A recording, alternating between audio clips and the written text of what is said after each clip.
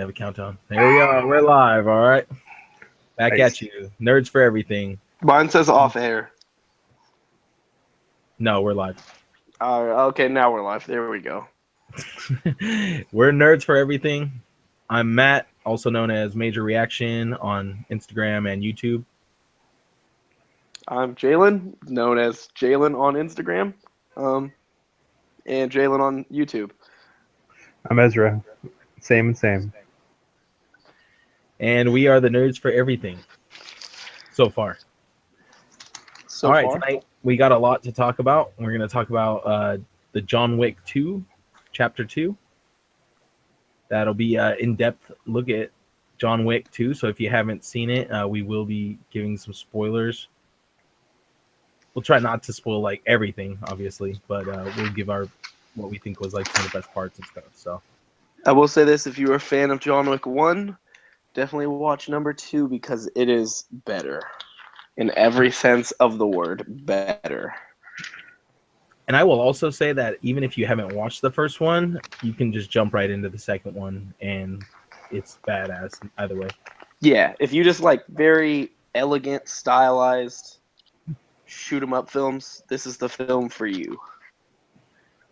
We'll also be talking about Halloween briefly. No, Much of it needs to be talked about. cancer. He gave Jalen cancer, apparently. He went to the doctor this morning. I think it was testicular, right? Terrible. Oh, it was full body and troll cancer. Okay. So we'll be talking about that, and we'll be talking about Keanu Reeves as well. We decided to dedicate a little bit of time to his real life and his career as well. All right, so who wants to start us off on the John Wick Chapter 2? I'll spoil it. All right, go for it. All right, so John Wick 2 starts out within, we can't really tell how long it's passed since the first one. Maybe, But it's not like too long. A It's long like I would say a couple months, maybe. like at most. Oh, I would Like- no. Honestly, I I would say say like 3 months at the most, like literally 3 months. I think it was shorter because I think what's it was his shorter name? too. I think He's maybe going a right week. from family to family member. I feel like Yeah. he's like killing all the different family members. Because Oh yeah, it's the Russian guy who is what do you call it? I can't remember his name in the first movie, but his brother is, which I have to say, funny enough, like the first scene in the movie is literally the exact same first scene from the first movie.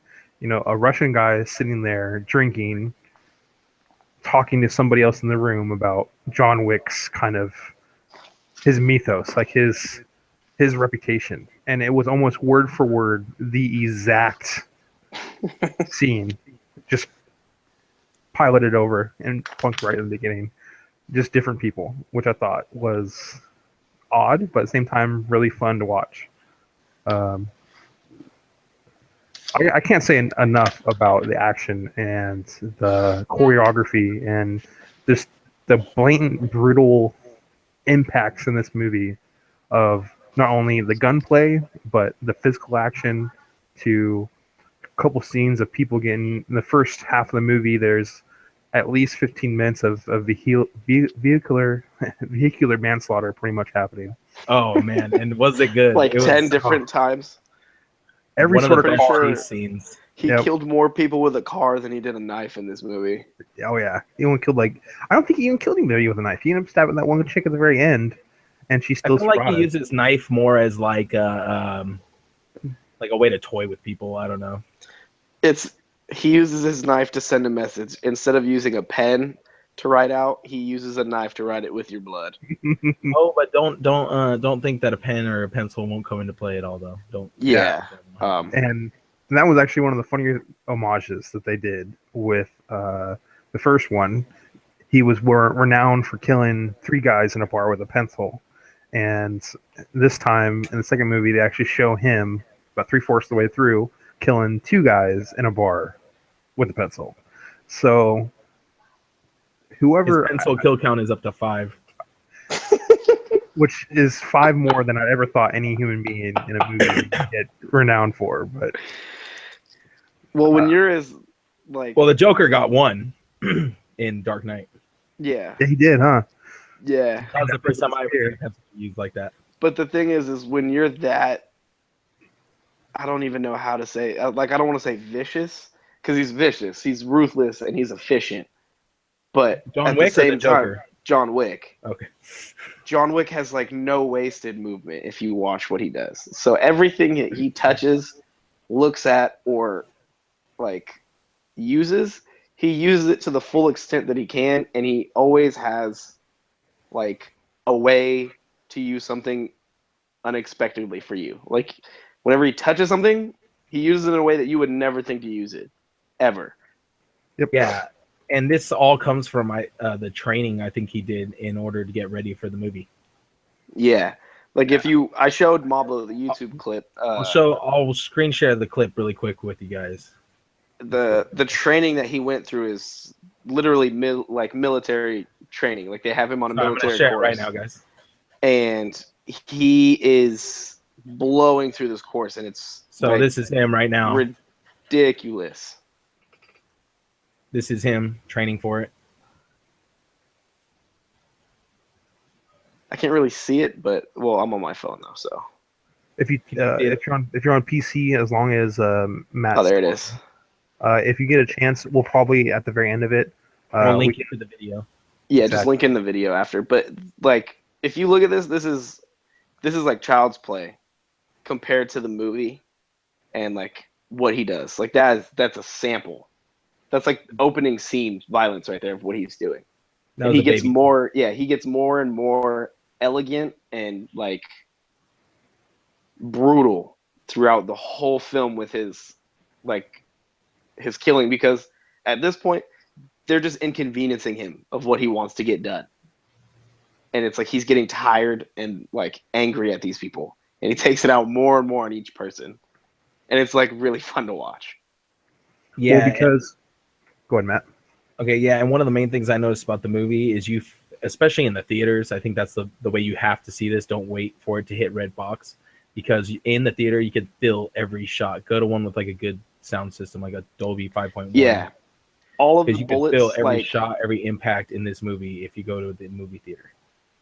This they did a really good thing with the sound in this. All of the bullets sound like they're actually being fired. Like it's not just added in after, like post-production. Like another movie that does that is Collateral and Heat, in the infamous shootout scene that they have. It's like 10 minutes long where they're shooting out with the cops, and Pacino drops like Tom Sizemore and Val Kilmer gets shot in the neck or whatever. Mm-hmm. Like they're literally firing blanks at each other. Those aren't like post-production sounds. That's why that's so like shit. Like when you listen to it, you're like, oh crap! Like you actually get a little scared because it actually seems like bullets are flying. Isn't that how Brandon Lee got killed? Yeah, but he was too close, because like blanks actually shoot out like air pressure, sort of. That's what got him. People don't use them. With him, Brandon died because they had a cartridge stuck in the gun because they were improperly putting in, I believe, different rounds, and then somebody just didn't look at the chamber and clear it because it was a misfire. So when the second gun went off, it shot a cartridge out of this barrel and it ended up hitting him and killing him. That was the official causes for death, evidently. Speaking of Brandon Lee, I just got my new Bruce Lee Game of Death figure in recently, so that's cool. Nice. Yeah. But anyway, sorry. Broke up that nice little combo. But yeah, John Wick, all three of us watched it, and I think all of us would give it a solid A to A+, depending on where we liked where it was going for. I liked it much better, personally, than the first one, because not only did it do the action, the story really well, it also did, to me, what was most fascinating was the world building. Every building, every person, every aspect of that movie, they didn't treat the moviegoer as an idiot, which a lot of movies tend to do. They don't just sit there and give you a disposable world. They give you a very basic understanding of what's in it, but then they just fill this world up with huge amounts of people, from people who are helping him up and people who are his enemies, and all sorts of combinations of people that you wouldn't expect in a movie.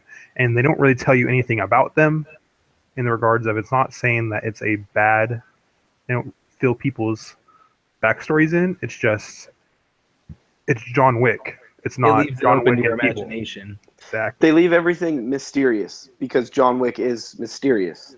All we know about him is that he was like the most prolific assassin / hitman / badass / boogeyman ever. Like in where it's based in New York, right? Or Chicago. I forget. New York. But yeah, New York. And like the only thing that they tell you about John Wick is that he's John Wick, and that's what everybody knows, and everybody knows who he is because of his deeds. And then at the beginning of the movie, like Ezra said, they like sort of tell you that like his mythos is real, like, and the guy even says like everything that you've heard about him, understatement. Like he's done worse than that. Like whatever you've heard, it's not as bad as what I know he's capable of. Yep. And even these people probably never even actually met them, like met him. You know, they might just know from other people's, you know, firsthand experiences. Well, most people don't live to tell about John Wick. Yeah, if you're meeting John Wick in a non like social environment, you usually do not live to tell the tale. Even sometimes in a social environment, like on the subway. Yeah, like he lived. That guy lived, but well, yeah, but like barely. The 12 other people did not. Only by the grace of John Wick did he. You know, yeah, I gotta be honest. Like the small things really kind of impressed me. With the movie, they add several other celebrities, and for this one, for the first one wasn't really too celebrity filled, but this one, I wouldn't call it an ensemble cast. It really was just Keanu pretty much carrying the movie. Everything was about him. They brought back Ian McShane as Winston, the owner, the management of the Continental in New York. But they also brought in ruler of the place. Exactly, and they also brought in it's Common, right? Yeah, it's Common. Yeah, it's Common. Common was in there, and they also brought in Ruby Rose and a couple other people who were known for doing foreign films, because this one, instead of it being all in New York, it moved itself over to Rome, and it definitely brought a old world style. You could tell that if they didn't shoot in Rome, they definitely shot in a place that was full of history and constant reminders that this was not in America. It was castles, and there was old gates, and there was great stone monoliths that and these people were. The bath that she had was like old school, like straight up made from stone. Yeah. Like straight up, it was all built around the bath. Like that was the centerpiece too. And all the imagery worked really well because of like the regal kind of the regal way, the way of honor that they carried themselves. Even though they're all like assassins and things, like they carry themselves with a code of conduct and code of honor. You know, they all which is those rules. It also stems to, like Ezra said, like the environments were all old and like rich and filled with history. Just like I would say it's like an order of assassins, you know, like Assassin's Creed, basically, but much better fleshed out, because it's like you have membership, way cooler. Yeah, way cooler. You have the membership to the Continental, which is not just one place. There's one in Rome. There's probably there's one wherever, and it's an asylum and a safe haven, and it's like hallowed ground for them. That's their temple. And if you break the rules of the Continental, you get excommunicado, and that's like it sort of plays into like that's their religion, sort of, or like their following, like they follow their rules to a T religiously. Like that's so when you're excommunicado, you're done. You cut off. You're done from the mafia. You know, you're not part of the family anymore. Like Adrian Paladicki in the first one, when she becomes excommunicado because she killed. She tried to kill John Wick, and then she tried to kill John, and then she killed Winston, the guy that John had like catch and release her. Wait, what? No, not Winston.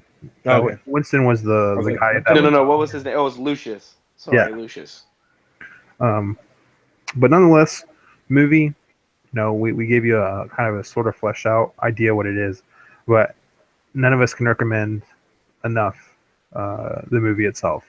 Ran, I think, a little bit over 2 hours. I think not too long, maybe like 2.5 hours. Amazing cast, amazing special effects, which were at a minimum, as far as I can tell. There was nothing like. Yeah, it's all. No, definitely not a Michael Bay movie by any shape. Yeah, No. Yeah, no. It's It was all done very practical. well and very stylish and very, very cleanly done. Yes, but it was not campy. This movie never slows down either. This movie goes it doesn't. from start it to gets you. to end, it goes 0 to 60, and it doesn't feel from like a the 2-hour get-go. movie because of how and it fast. just it paced keeps it is. accelerating, but it also Yes, keeps faster. you like intrigued. Rapido. But it doesn't like leave you out of the loop with anything. It shows you something. It tells you what that something is, and then it shows you why that something's there, and then it's moving on to the next thing and why it's moving on to the next thing at the same time. Like it's all very fast. The one thing I was wondering is why did they steal John Wick's car in the first place in this movie? That was they still had it from the first one, from when he got it stolen from what's his name's son. So he had put it in a lockup. Damn. And his uncle was holding it, and that was why he was searching out and killing out the rest of the family, because he was trying to find where his car was. I remember thinking that during this whole movie, it's all about John Wick trying to let go of his past. He's trying to like finally be rid of this whole assassin thing, and then there's people that just keep pulling him back into it and regretting it every step of the way. And there's no reason for it because it ends up misfiring on them, and they think they double cross him and stuff, but everyone thinks that they're better than the last guy in this film. Yep. Yeah, and they just literally run in one after another, like doing the same things over and over again. It's insanity. It is literally the definition of insanity in this movie, because everyone understands his mythos, but then they legitimately forget about it when they're in the gunfight with the man. Yeah. No one uses cover. Oh, he pulled an impossible task, right? But I'm going to send 45 goons to shoot at him, knowing damn well that he knows that they're coming. And he's going to come out with maybe bruised ribs. And that's it. And he's going to be hunting me. Who follows Ruby Rose in the battle, because like every single henchman goes down for her. Like every single henchman that she has dies. Yeah. I have to say though, what I really enjoyed about this was there was a scene when he was in Rome. He had to finish assassination because he was being forced into it, and they did it wasn't a montage. It was a very short cut of about 15 minutes of him preparing for this assassination. Yes. And it was very nice, him getting dressed, getting armored up, allowing himself to be girdered in his suits that were bullet resistant, tailored. Man, that was the coolest part. Yeah, to go to a party. Then also they show you him going to assets that were in the community to figure out the layout, and then he went to an armorer who ended up outfitting him on whatever guns and ammo that he needed, and including small arms weapons. And then as he is sitting there going to assassinate her, most movies would sit there and cut out his preparations to lead up to the assassination as something that would be a surprise. Like they'd try it. Oh, look, he accidentally hid this thing here, and be surprised that this, like, be in awe of his forethought and planning. But this movie, they literally kept you in that third person behind the scenes with John Wick. They very rarely went to other people. Or they would montage over it with a nice little montage with some montage music. And then you knew exactly, you were there with him when he did every single step to prepare for this assassination. And then when, at the very end, of course it's John Wick, so he ends up actually finishing it. There was no surprises there. He got what he needed to do. And then when he gets ambushed and betrayed after the assassination attempt, you're with him as you see every preparation that he did allowed him to succeed where other people wouldn't. So he had guns stashed all along his exit route. He had refills of weapons. He constantly used, I don't know if any other guys ever noticed it, but there was a couple scenes where his suit was tailored with where Matt said it in the theater. He said, "Oh, he's pulling the Batman maneuver." Yeah, he I was literally just pulls talk about that. The Batman. his jacket up by the end of his jacket, and he's using it to block his head from being shot. Yes. Because his jacket is laced with like Kevlar and bulletproof material. With ceramic Kevlar. Yeah, with ceramic Kevlar and things like that they woven in between the fabric. Yeah. So it was definitely refreshing that there was no shocks and surprises in this movie. It definitely was never a mystery. You just saw a very violent altercation, almost more of a stylish crime drama than it was anything else. I wouldn't even call it like a full-blown action movie because there was no big explosions. It was all gunplay, and it was all constant humans trying to sit there and one up the other person. There was no... You could tell that everything that was on John Wick's side was because he worked at it, and he constantly was the best because he expected the best from himself, and he exceeded everyone else's expectations. So every single time that you hear somebody getting killed was because that person, like Jalen said, thought they were better than him. But he was better because he was prepared. It wasn't a mythical skill that he had. It wasn't passed on to him by any other means. It was because he worked at it for his entire life, and he was the best. And I thought that message there, even though it was wrapped up in this idea of somebody who was a murderer, was a lot better than just about any other action movie that I've seen. He was literally a master of his craft. Exactly. And there was no prodigy up-and-comer who was his equal because he was that master craftsman. So the only closest person was Cassian, which was common. Yeah. But there was still, like, you could see there was a skill differential. Whenever Cassian got, like, an upper hand, just because of, like, youth or, like, physical strength or anything, John Wick would neutralize it instantly within, like, one or two steps or punches or anything.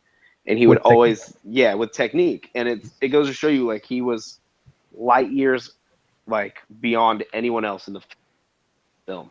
Anyone else. And that comes into, like, play, like you said, and that creates his mythos, sort of, like, because no one could do. There's no way he can fail because he prepares for literally every situation under the sun, and then the ones that aren't under the sun as well. Like the scene you're talking about where they show him preparing for every weapon, and he's getting his gun. He said, "Oh, I need a gun for." That part was hilarious. Said, I need an appetizer, I need an appetizer. Dessert. And he gets like, 2 handguns, right? And then he goes, "I need the main entree," and he gets his AR-15, and then he goes, "And something for dessert," and it's like, oh, usually people don't.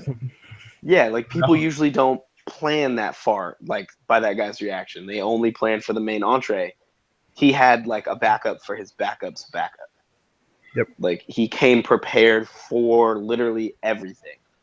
And it was the fact that like, oh, what were you gonna say, Matt? I was gonna say it's funny too because like people know that when John Wick's around, some shit's gonna go down. Because like he comes into Rome and the first guy who sees him is like, "You're not gonna kill the Pope, are you?" Like, that was the funniest thing. Like, whenever you see John Wick around, you better be scared shitless if you know who he is because someone's gonna die. I thought it was really funny, but at the same time, the actor who played him, they portrayed that character really, really interesting to me because he wasn't joking. Like even though we were laughing, he was very serious. He was invested. Because he was the Winston of that Continental.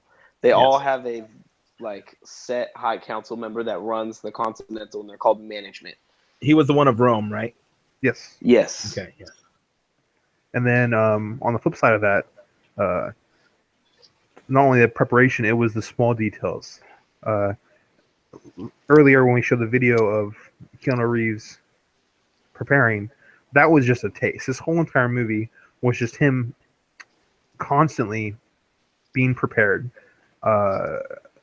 physically for the role. He was always in with his stunt guys. Hold on, so there is a stunt guy in here, or no? I feel like he did one stunt guy, but it's for like his falls and things like that. I seen one picture with him and a stunt guy that looked like him, like a stunt guy. But I'm pretty sure it's mainly his falls, but he does a lot of the fighting choreography. Jalen, didn't you say he had trained for the Matrix as well? Yeah. Oh, well, you have to train for that, bro. But he uses a lot of stunt guys for that movie as well, because that was earlier in his career. Well, there was a lot of CG in that movie too. Yeah. So, Well, Keanu Reeves starting with The Matrix and starting with before that with Point Break. I loved him in The Matrix. Like, I thought he was badass. Yeah. Like, that was the first action movie that really caught my attention because it mixed action with sci-fi, with superhero-like abilities, and it just, like, melded them all so well.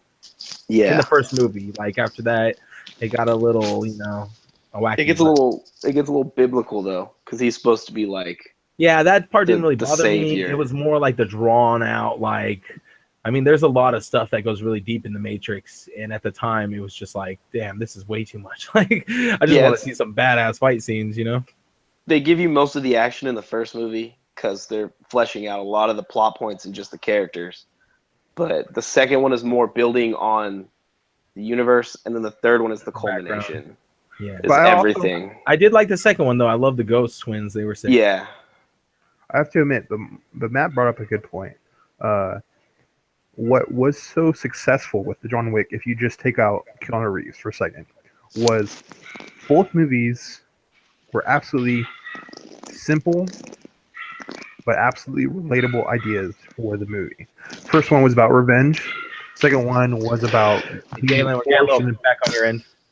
Oh, sorry. It's okay. So the second one was about wait, what was the first one about? Sorry, I missed that. First one was about revenge. Okay, yeah. Getting back what was taken from him. And second one was about being forced in a position where you unfortunately had to do it because it was part of society, their society. It was for his honor. So if it was related to like our normal life, it'd be like you have to do this part of work that was really distasteful. But if you don't do it, then there's going to be a penalty. So you're going to get fired in normal everyday work. But with his society, because it is a fellowship of assassins. I see it more as like, I did something for you like that got you out of a really tight jam. And now you got to do something for me to get me out of a tight jam. So like, I don't see it as something he was forced to do through work because it was obligation. He was going to get fired. I saw it more as he had this guy do something for him in the past that he needed done and no one else could do. So therefore he owed that guy. It was more like The Godfather, I'll do something for you. Yeah. I disagree because he gave I cannot remember for the life of me what he gave him a marker. Yeah, a marker. And that marker it's a blood oath marker. Is punishable by the rules of their high council. So even if he narked on that marker, he would get killed by the council. So there was an oversight body that would enforce the rules that they all live by.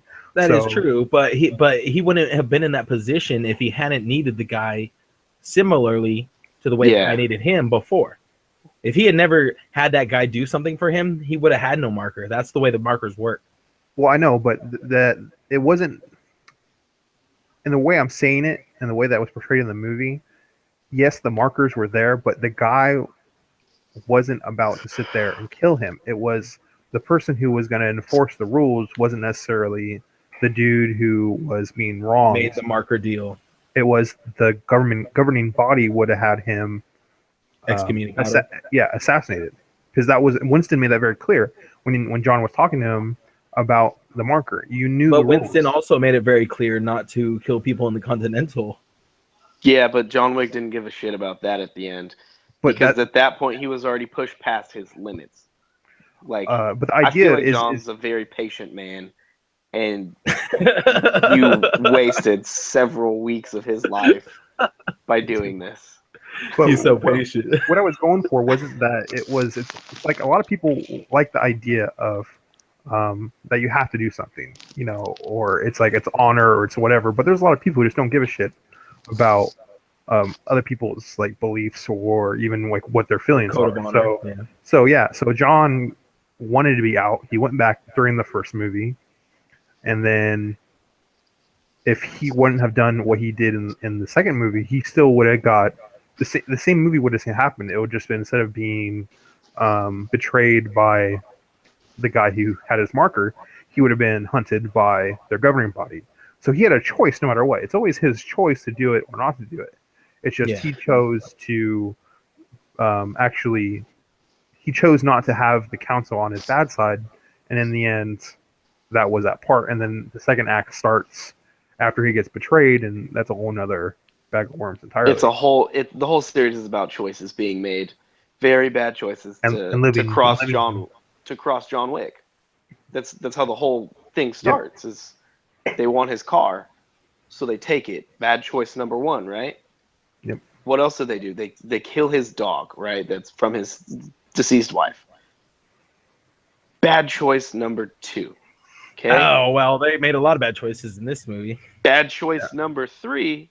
Burning down in the first. That's my bad. That's like bad choice number 26. Yeah. Bad choice number 3 is the dad just trying to kill John Wick, knowing damn well who he was, instead of trying to parlay. You know, he could have literally just parlayed. He could have just sacrificed Theon and just been done with it. Yeah, I thought it was kind of fascinating though too. The linchpin, I think, in the first movie really was John Leguizamo's character, because if Keanu's car had never got to him, and John Leguizamo's character would never have known who stole his car, then John would have to take a different route to find out who it was. But because John Leguizamo's character knew who it was, John Wick was able to just jump on the ball immediately, and it kept the movie from dragging out and him having to hunt the whole entire city. It was very much one of those shortcuts in a story that wasn't. It's because the whole world that they were in was so interconnected that it allowed him to understand who the players were immediately. That's the guy you're going to go to when you need your car worked on or whatever. Exactly. Yeah, he's the man you go if you need a car. Man. He's the only man. He's the car dude. Like, you know what? He shows up.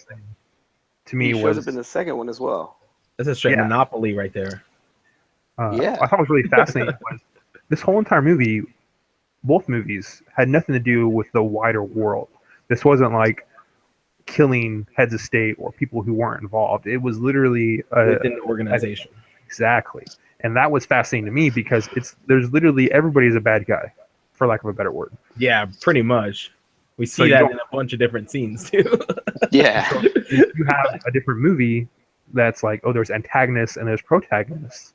By the way, don't be mean to bums when you see them on the street, because you never know. They could be a trained killer and murder you. But the whole entire the simpleness of the community, but instead of having a civil community like we have on a normal everyday in our life, it was literally a whole entire community of murderers and killers. And I think really complex too.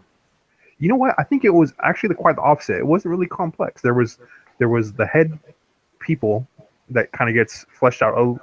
I mean, I just think there's there's so many people. It's definitely so big. Many of them, like.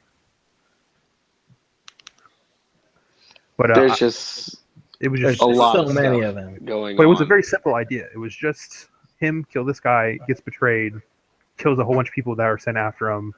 Then he makes a bad decision at the very end of the movie, which we all understand, but he still kind of screws himself. And then another simple decision happens after that, and he becomes exiled from their community. And then that's the end of the movie. So it was a very simple, straightforward movie in the regards of the plot. There was no confusion. I don't think anyone could go walk in that movie and watch it and then go like, what's going on? I'm so confused. Why did he kill 436 people? Why? I wonder what the kill count was in that movie. It was so much. It had to have been. I'm going to look it up right now. Like I said, it was 2 hours full of killing pretty much. I don't think it went more than 2 or 3 minutes without a kill in between. I think only the time when he's suiting up and prepping was probably the longest time that he wasn't killing someone. I like to think that if you break it into acts, the first act was him coming back. Those dudes, yeah. getting his car back, and then fucking just destroying it. And then after that was him going to Rome. That was the third or second act. The third act was him doing the assassination, and then the fourth act was him getting betrayed, and then the murder-suicide. Pretty much. So okay, so we've seen 2 movies with murder-suicides now. I'm looking at his kill count total and his shots fired. And his shot you found accuracy. it. You found it. So he has 128 confirmed kills. Okay, wait, hold on. Let's say where this is coming from too.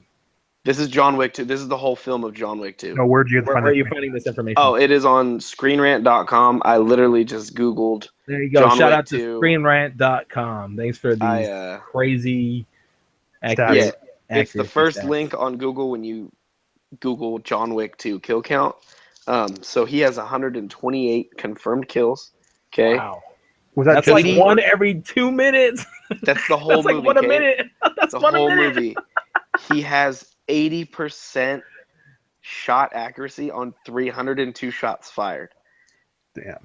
With 242 hits and 60 misses, and 104 of those kills are headshots. Compare those stats to the first movie really quick for us. To the first one? Okay. Yeah, let's hear some side-to-sides. John Wick 1. If I can spell. Hopefully it's coming from Screen Rant also. So we don't have to I will hope so. That's crazy though. That's a shot. That's a shot. That's kill every minute. The movie is 120 minutes long. During the second and third act though, that thing there had to be a kill like every. There was like 5 or 6 times. It was just him shooting people every other second. It was just bam. This is literally more killing than Jason, Freddy, and like Michael Myers put together in all their movies combined. Okay, so this one is an Imgur Lee. John Wick, the best serial killer ever. Yeah, literally, I wouldn't even say serial killer. Most prolific. Because mass murderer. No, he's an assisted suicide. He's a weapon of mass destruction. Because all these people who come at him have a death wish. Yeah. They want to die. All right, what's the stats? The stats for the first one are even better than the second. He may not have a high. Wait, they're better? Rate. Yeah, they're better. Wow. Yeah. So it's just because how many people were involved in the second one compared to the first one. You. Okay. And the weapons that he used. Okay, so he killed 77 people confirmed. Okay. Oh, that ain't nothing. Yeah, that's. How long was the first movie? Half of his kill count. Okay. Almost. So he had 86.52% accuracy on 122 hits with 19 misses and 12 shot into cover. Okay. He hit 49 headshots of his 77 kills. 51 were chest shots. Okay. So he went for more body shots. He went more body shots and double taps in the second first one. In the second one, he goes straight for headshots and just gets down to business. Okay. Because I saw him double tapping people a lot in the second movie too, though, especially in that scene with the shotgun. He just straight blows everybody's knee out and then boom, headshot. Boom, headshot. Yes. He could dance all day. He also fired a lot more rounds, though, in this movie because there was a sheer number, more bad guys. Hey, Jalen, your boy Matthew says, what's up? Tell him I said hello and no racist stuff today. There you go. We're shouting you out. How you like that? Since you're the only one watching, probably. Probably. I don't. Yeah. Oh, here's the full breakdown of his stats. Let's look at that. Basically, he's a badass, and this movie really shows how badass he is, especially in the close quarter combat sequences. Those are some of my favorite. I really like what he does with the knife. His knife work is really awesome, especially when him and the commoner fighting in the subway. That was probably one of my favorite scenes. Yeah. Because I called it. I called it before it even happened. I was like, dude, if they end up trying to stab each other on the train, that'll be hilarious. And what do? They break out into a full-on fight on the subway. And there's 10 people in the train with them. And they're all just sitting in their spots watching them fight. It's hilarious. Okay, so here's the full breakdown of the weapons that he used in number 2, and it goes by kill. So the highest kill count for weapons was the Glock. Wait, where's this coming from? John Wick 2. It's coming from Vizu.info. Thank you, Vizu.info. And let's see. So he had 45 kills with a Glock 17, 34 with a Glock 26, 18 Damn, with that's his a lot of AR-15, 13 with his Benelli M4 shotgun, killed 8 people with his hands alone, 3 Nice. people with his Mustang, 2 with a Kimber Warrior handgun, 2 with a pencil. That Kimber was nice. Yeah, 2 with a knife, and 1 with a rope. Yeah, I remember. Rope. What when you kill with the rope? The Garrowette wire in the beginning. Yeah, He okay. was trying to. When he That was was getting his car back. That was like when he was having a tough time right there when he was trying to choke that dude with that wire. That was like the only part where he was like really struggling. That and like him fighting Common was like 2 of the parts where he's only struggling. Yeah. Well, I have to him and admit, Ruby Rose was entertaining. Ruby Rose was kind of like giving us like a confusion boner. We didn't know like whether we thought she was hot or like too much looking like a little boy. Oh, Yeah. we'll come back to her real quick, but we need to talk about the hidden elephant in this movie. That is Morpheus. Oh yes, that's what I wanted to talk about. Yeah, the Matrix literally invaded this movie at one point. So they basically paired Keanu back up with Lawrence Fishburne. I was gonna say Lawrence Fishburne, but I don't know why, but I was gonna say the dude from Repo Man. I don't know why I was gonna say him, but he played the last King of Scotland or whatever too. Oh, Forrest Whitaker. Yeah, I was gonna say Forrest Whitaker for some reason, but Why are we talking about Forrest Whitaker? that was the name that popped into my head instead of Lawrence Fishburne. Rogue One. Oh God, that's not. You didn't even see that movie, Jalen. Exactly, it's not. And that movie was great. That movie was great. He can't comment. He never saw it. Except for I got my Vader hopes up so hard, and he was like literally in it for like less than a minute of time or something like that. Yeah, that was. But I gotta say, going back to the action, the hand-to-hand stuff, there was barely any like kicks. It was not a Jean-Claude Van Damme movie. There was nothing spectacular. There was so much judo, so much aikido. What did you say, Matt? It was more realistic. Exactly. It was all like kicking shit. Nobody does that shit. Who does that shit? Especially when you got a knife. Nobody's gonna kick you when you got a knife. It was even though looking at the credits, there was a Hong Kong stunt crew that worked on the movie. There was no wire. Everything was on the ground. Everything was very authentic feeling to the whole entire movie. It's momentum based. Like when they were fighting, they were using every ounce of momentum that they can get from their bodies and their opponents' bodies. Yep. Like it wasn't just. There wasn't a single time I was taking out of the action by a part that was unrealistic. Yes. There was nothing unrealistic in this movie. Exactly. Yeah. But if you're a fan of mixed martial arts, jiu-jitsu, aikido, and judo, you'll love the action in this movie. There was nothing that looked like it was specifically made to be for the camera. Like certain movies, they'll do certain things that are totally obnoxious in real life that you can never do in real life. And then, Matt, you're blaring us again. Okay, sorry. I'll so the authentic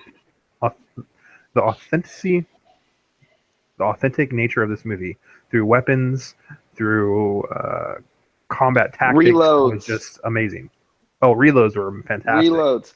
He actually reloads like tactically and realistically and just reloads. You see people fire 430 rounds from their Glock. And it's like, how about that shotgun reload? No. That mid shotgun reload one. Yeah, his shotgun reload was ridiculous. Insane. If you get a chance now, anybody out literally there pumping shells.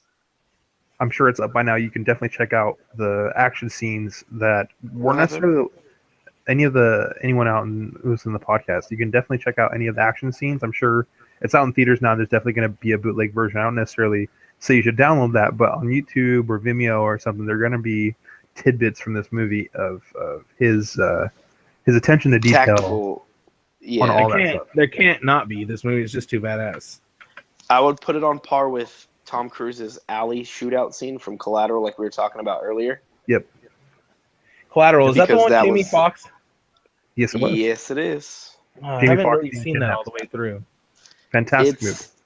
It's really good. Tom Cruise is like a psycho, right? And he makes him drive him around. No, he's an assassin. He's a hitman. Oh, he's an assassin. Oh, I thought he was a psycho. I thought he was like a psycho murderer. Nope. No, he's a hitman. Oh, what the hell? Oh, now I really got to watch that movie. Yeah.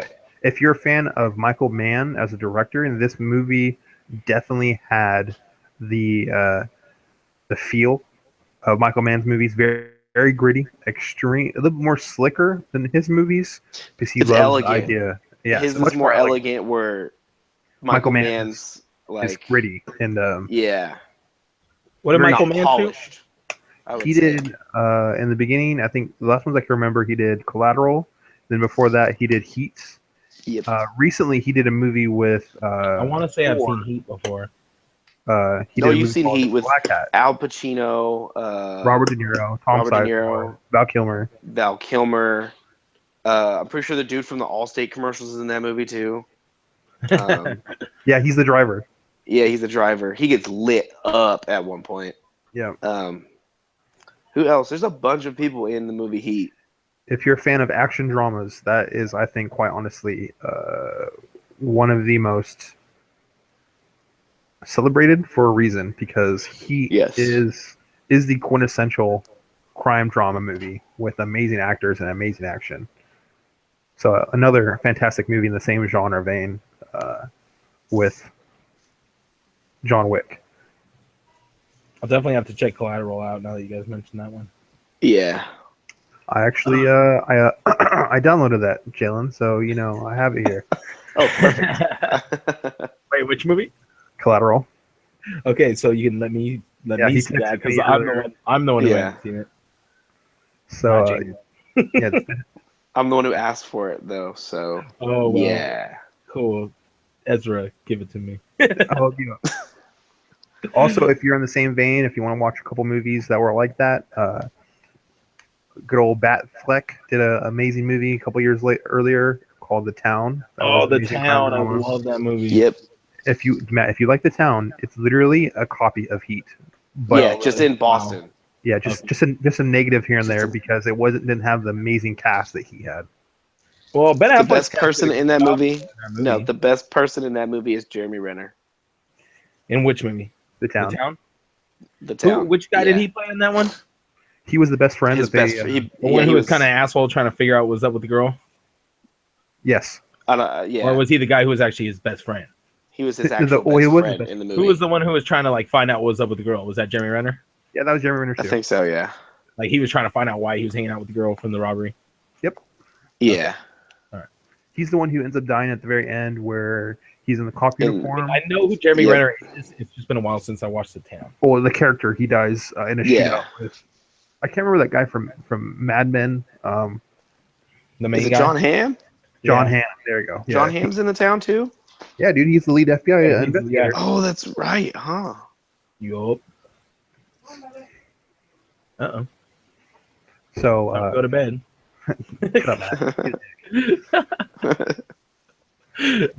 Okay, let's talk about some of our favorite kills. Unless you have something else you were going to say. Sorry, Ezra. No, we're good. You sure? Okay. One of my favorite kill scenes was when he eviscerated that dude's balls. Just the way you said that. Dude, I had to think of the worst sounding way. Oh my gosh! So the straight eviscerated him. He literally let his scrotum hang loose. Yep. No, there was no scrotum to be spoke of. He gave that dude a very unprofessional vasectomy. Dude, he split him. He didn't cut it. He didn't eunuch him. He split the guy's nutsack. So there was split him. Yeah, from literally butthole to tip, bro. Yeah. Butthole to tip. I don't know if that far. I think honestly, he honestly got got nuts and maybe stabbed him in his butthole. I don't think he straight up I don't know. I thought I saw some testicle matter fly across the screen with the blood. That definitely was probably that was the cringiest and the most hard to look at, just because it was so quick and you didn't expect it. Yeah, it came out of nowhere.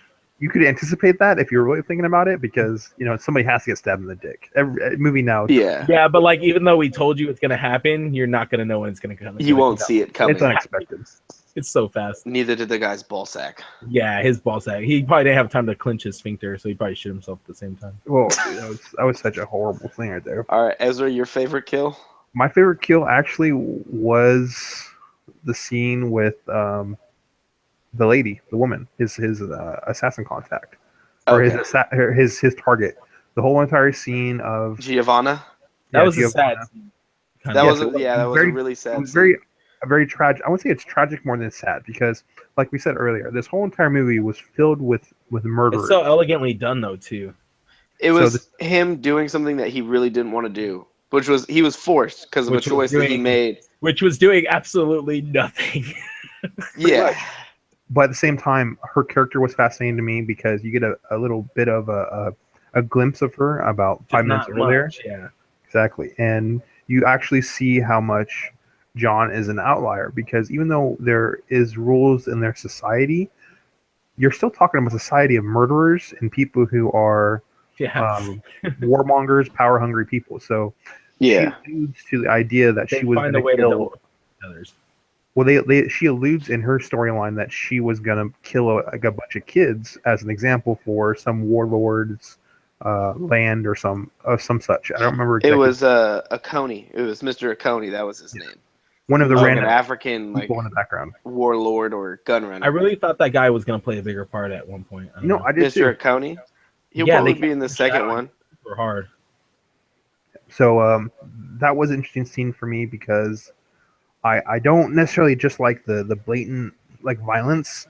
I enjoyed this woman who was an evil person, which I'll be blunt. She was a very evil person as far as I can tell from her. She was part of the High Council. She had to be the most evil of the evil. They all are evil, like she said, And seeing her reaction to John just added more to his myth and legend because she named him Death's emissary. That she always hoped that she would never have to see him when John was working. She said that she always thought she would see him coming. Yes, but he shows up. Yeah.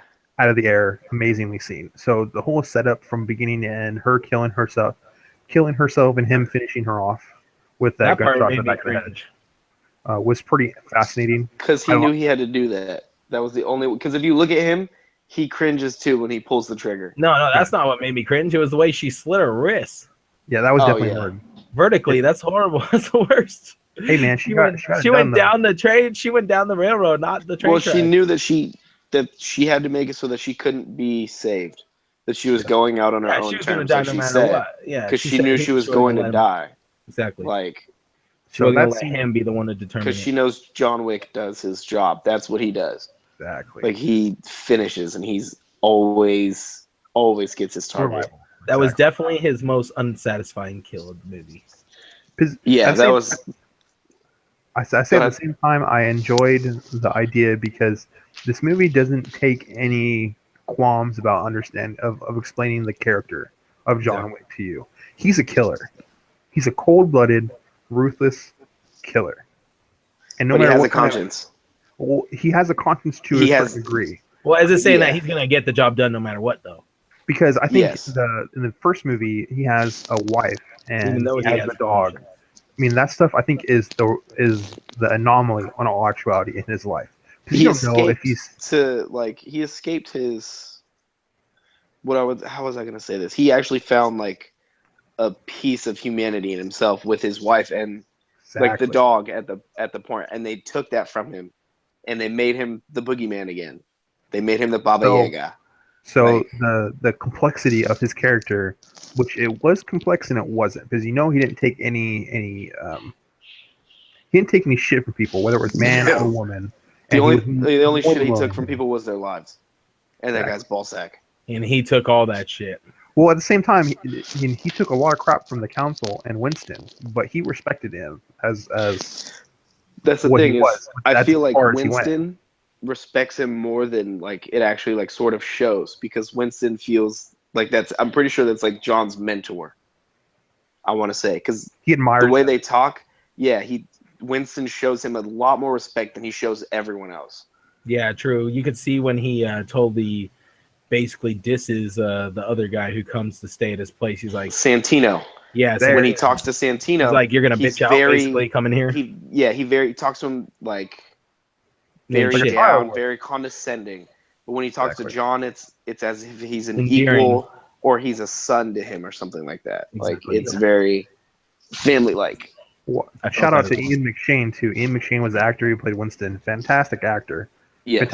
I think he's a Scottish actor, I believe.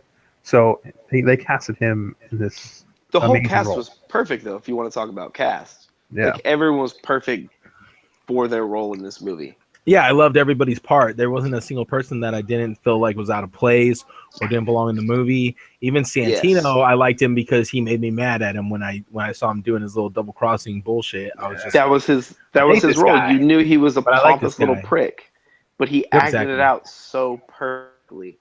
And he wasn't much of a assassin either, so I don't know what his deal No, was. because he wasn't. He was born into that life. He was a rich guy, But he that could wasn't get things of done, it. He was basically. born into the high life of that society that they lived in. Exactly. And he was on the upper echelon. Like he wanted to be on the high council. But you don't need to be an assassin to be on the high council. Yeah.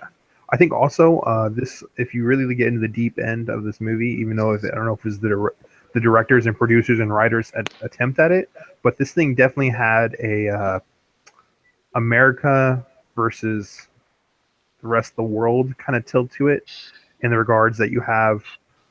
I'm not pandering to my American, counterparts or whatnot, but just the idea that there was this person who was an outlier. Well, it's true. As opposed to my Russian counterparts. But just like people know what my political leanings are, so I'm not. It's not trying to sit there and boost up him in any way, shape, I don't or form. think any of these people know what your political claims are, Ezra. I'm not talking to them. I'm talking to you guys at the same time. So you guys know politically what I am. Yes, we do. But as a character, he was an outlier who didn't care other than his local. Like he didn't care about the High Council in the regards of he was going to kill one. He's killing one, so he doesn't care. Yeah, no, He killed two. Yeah, the only person he really respected was like Winston. Yes. Yeah. It seems like in the movie, he has like a Winston, mutual respect for Cassie, and I feel like too, and that's like partly the only reason he really spared Cassian's life. Yeah. But at the same time, there was anyone who was outside of the Americas, because that I include Winston in that too. Winston had the same mentality where the Continental in the U.S. in New York was his, bar none. No matter who, if you're a high seat, you come to his Continental. You're under his rules. Yeah, exactly. He's the man. But everyone else, there was this sense of this is the High Council, or you can't go against them. It was very much an old world mentality crushing up against the new world mentality. And even though if you go farther into the story with Santino, the threat of him trying to take over New York from all the other contractors in the city, because the world building didn't just stop at the High Council. For instance, we talked about Lawrence Fishburne earlier. He was a man who had contacts who created this empire of... He was the Rat Man. King. Yeah, the the Rat Rat King. King. There you go. the Pigeon Man. And he created this world. He was like the lady in Home Alone 2, but he was like the male version, and he controlled a bunch of bums and pigeons. So, but his thing was he was an info broker. That was what he was. He knew everything. He knew what you were doing, when you were doing it, who you were doing it with, why you were doing it. He was like that person from Mass Effect.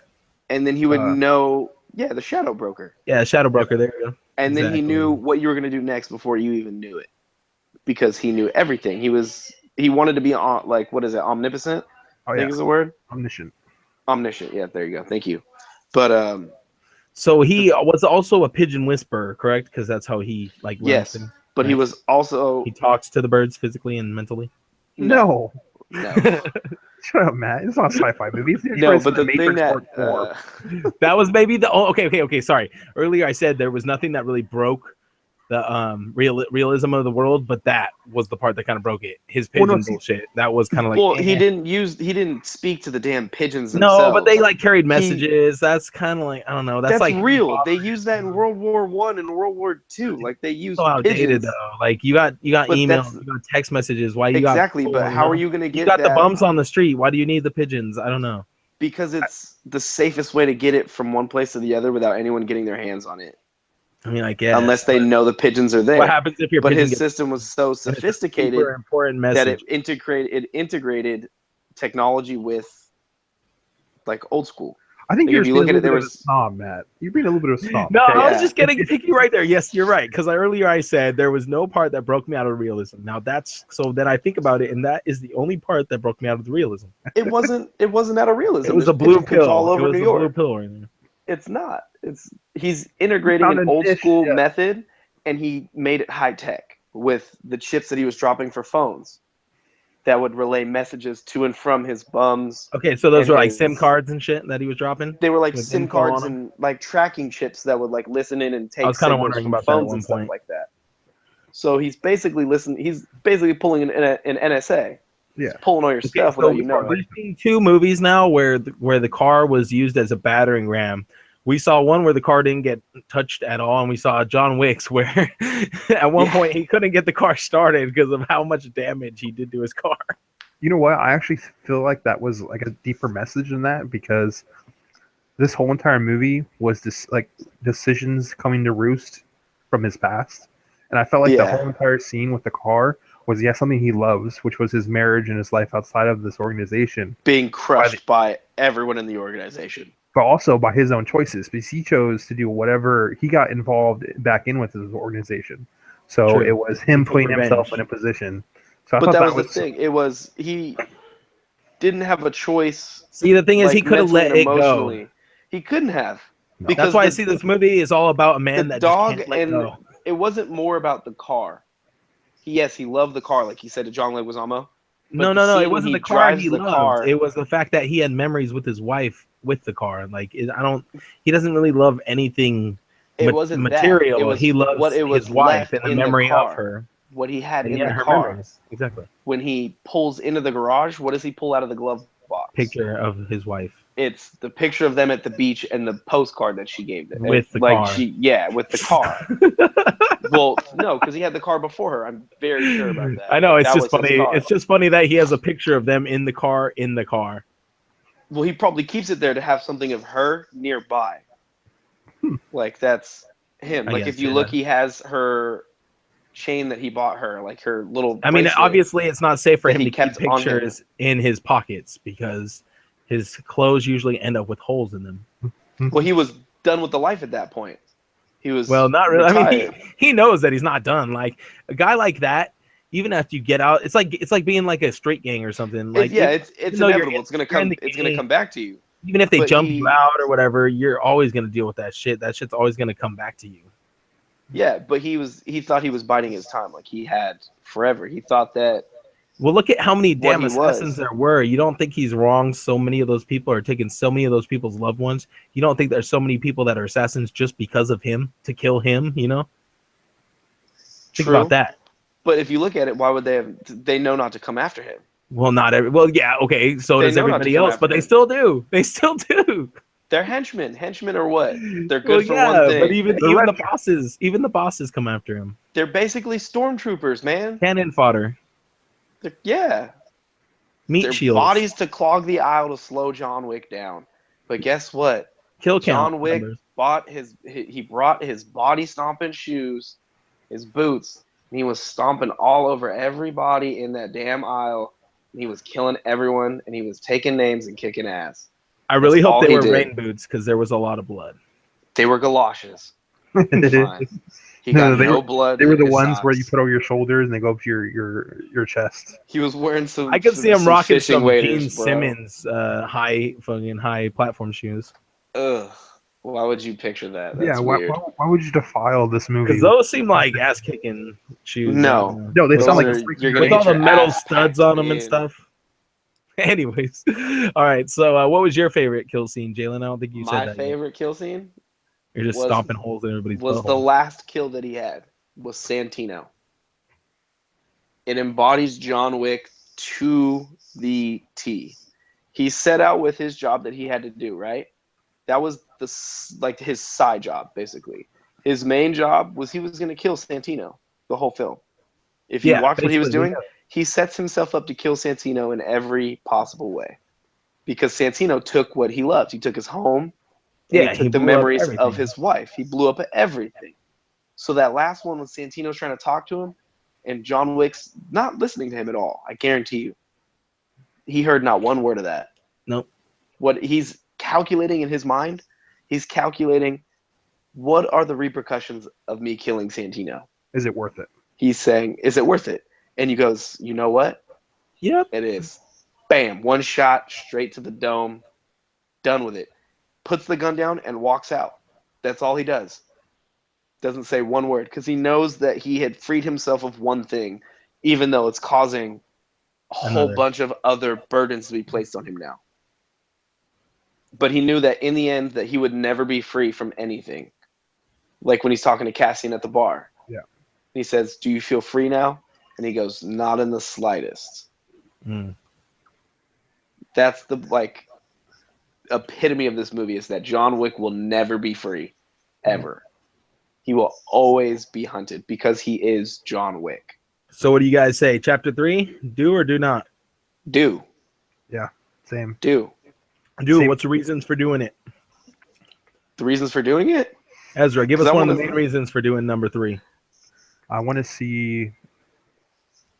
I find trilogies are an amazing vehicle to finish up an amazing story. And I feel like he either needs to end up getting killed and to completely finish out the story by some amazing feat work of probably high explosives, or I feel like that's the only way they're going to get him. They're going to tactically nuke his ass in the middle of like Wisconsin or something. Damn, that would be some shit. Or they're gonna, the only way they're going to kill him is if they jettison him into space. That's the only way they're going to kill John. What if they got Chuck Norris to kill him? Chuck Norris will get bodied in 2 seconds, bro. Yep. Yeah. 2 shots. I just saw the funniest Chuck Norris commercial today. It was hilarious. There's like these 2 old dudes talking about Chuck Norris, and like Chuck Norris, they like throw a salt shaker at him. Chuck Norris like literally punches it right back or kicks it back into the old dude's face. And one of them is Chuck Norris, right? Dude, no, the guy who hits it back to the dude's face is Chuck Norris. But then the guy goes to the doctor and he's like, "What happened?" He's like, "I had a date with Chuck Norris, or dinner with Chuck Norris, or something." It's hilarious. Yeah, I want to see Walker Texas Ranger get dropped by John Wick. That'd be great. That'd be awesome. I would love Sylvester Stallone to come in with his mumbling and just get bodied really, really quick. Like bring him in as some just street muscle the Expendables with no brains, right? No, don't make him like try and seem like he's smart. What movie was that we saw the previews for? I was like, damn, what is this? The next Expendables movie? You remember? I think it was Fast and Furious. Yeah, it was. Was it? Fast and Furious. So they had like Jason Statham in there and everything. Yeah. The Fast and Expendable. Fate of the Expendables. No, but I want them to bring in like a solid cast of people who would look like hitmen. Like I don't want them what's his name? Name some guys. Let's hear it. What's his name that played Dracula? He was in the Fast and Furious series. Viggo Mortensen. No, not Viggo Mortensen. Oh. Luke Evans. Like Luke Evans seems like he would be a very like assassin-y type person. He's very like he has the accent. I think it would ruin the movie if they brought any more people who were like, it has to be John Wick versus Common was like as I was gonna say they started the world, they built it up. Now let's see more of it. Let's see more backstories. Let's see more history. Let's see more of what got John to the position he's in, and then let's see where it goes from there. Yeah, that's what I want to see. Also, you have to say because he's now a global contract. Every assassin in the world now has the contract on John Wick's head. Now we get to see people get killed on the Eiffel Tower, Big Ben. You bring him in for cameos, like Japan, the Great Wall. You bring in one from each, like supercontinent, right, or like super country that we have. Like, let's get. Dude, if they do that, they need to get Lucy Liu on there. No, like, so that's what I'm saying. Like you bring them in like just as like comedy tropes or something at this point, just to bring in more like high fodder for John Wick. Comedy tropes, no. Don't do that. Just kill every celebrity ever. John Wick kills the Hollywood. Okay, if anyone's listening to this stream ever about John Wick, this is the things you're not going to want to do for John Wick 3. Don't listen to this. Don't ever do any of this. But we definitely do want to see that world built up more, and we want to see more backstory, I think. Right, Ezra? This would be a fantastic Netflix series. I would love to see a 12-series, 1 hours a piece. Thanks for stealing my idea, Ezra, that we talked about after the movie. Great minds think alike, Jalen. Great minds. No, you stole my damn idea. And you know this. I said it would be a great mini-series. Ezra said it first 7 to 10 episodes where you go from each episode with a new assassin and you end with Santino. Did I get muted? No, it was just me. Oh. But no, like go ahead, keep fighting. Like he said, this would be a great miniseries to flesh out lore for like before the third film to sort of bridge like little gaps.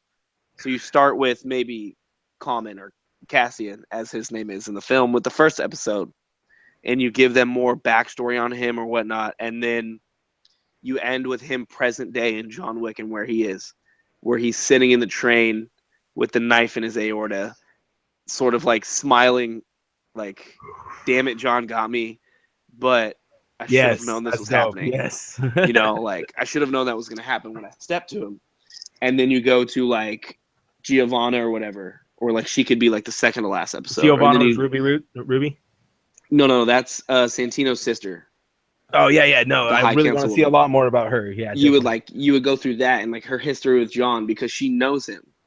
Yeah, she had a relationship with him. No, she does. Yeah, because the way she talks to him is after they've known each other for years.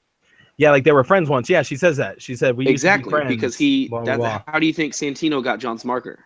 Yeah, of course he was a good friend of his back in the day, or got him into the counselor. Or exactly. I gotta be honest though, I would hate the idea to watch that on Netflix because, like, if they have like little webisodes that are like 1 to 2 minutes long, I'd be okay with that. But with it being a movie's about John Wick, I'd want to see a John Wick TV show, not just the world of John Wick. And I think that would definitely turn me off if it was anyone else other than John Wick. So if it was him... Yeah, don't pull any of that DC CW crap. Don't give us 2 different actors in the movies and the TV. No, I'm saying the same actors in the TV series as in the movies. I meant, like, I know Jalen was going for the idea of... using other characters as like one-shots per episode and leading up to one-shots per episode. But you have a season on each one. No, like he was going to have like a 10-episode season about each character. See, I don't care that too long. That would be like 10 seasons. You're right. Just one, and they don't have to be each person just only in one episode. No, like you would have John come in at some points, and it'd be Keanu.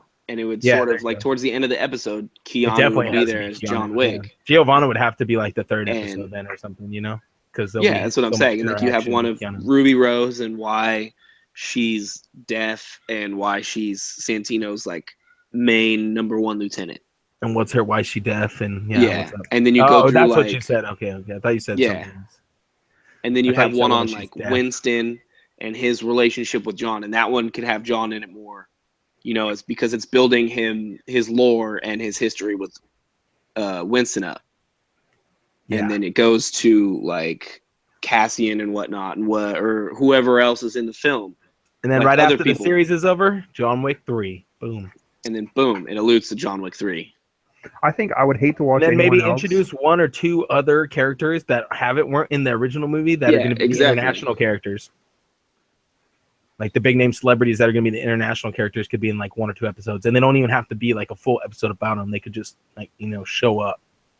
Yeah, I gotta be honest. The only character I would really want to see a long episode long would be the people in the New York Continental, like Winston or Lawrence Fishburne. And then like you do one about him and his bums. Well. That'd be amazing. I think I guess I'm just more discerning about it. I don't care about any of those guys. I want to see. Yeah, you don't care about no bums. No, we get you. I want Winston. I'd want the guy who actually took care of the dog. The hotel manager guy. Yeah, the hotel. Lance Reddick, the concierge actor. Yes, yeah, the concierge. That would be fascinating to me. He only seemed like a butler to me because he took care of John's dog like on his own. Well, he's doing it as a friend favor because I'm pretty sure he knows John like personally. Because he's going to that Continental for years. Do you think all these people really do know him that well, or do you think it's just like a couple of them? No, there's a select few. The ones that are like mainly predominant in the films, like Cassian, Giovanna, Santino. Was the concierge in the first movie, or did they not? The concierge was in the first movie. So like those ones have. So anybody he's had multiple encounters with, then but also like if you remember in the first one when he goes to the bar, the girl knows his drink. She knows. I honestly don't really remember the first one that well. So in the first one, when he goes back to the Continental to start his planning on killing Theon Greyjoy's character, right, or whatever his name is, I forget. Theon, no dicks.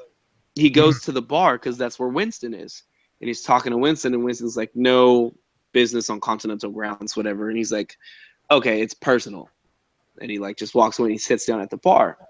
The bartender comes up and she goes, "Oh, hi, John. I haven't seen you in a while." She's like, "I've actually never seen you like this." And he goes, "Like what?" She goes, "Vulnerable." Yep. And then she goes, "Your usual?" And he says, "Yeah." So that tells me that he has an extensive history at that Continental. Which is the bourbon, because Cassian also knows this, and he also knows Cassian's drink too, which is pretty funny. Which is gin. And I really love that bar. I really love that bar scene where Winston sends them to the bar to cool down. And they both go in there. It wasn't Winston. It was the Roman. It was the Roman dude.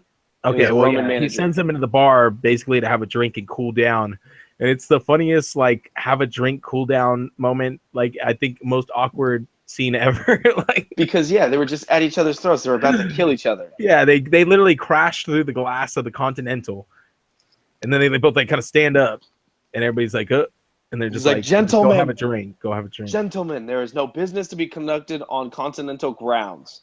And they sort of like stand up like two kids getting scolded by their parents for breaking something in the house. That seems hilarious. Who do you think paid for that window? Probably Cassian. He did pick up the drink tab. Maybe John was nice enough to pick up the window tab.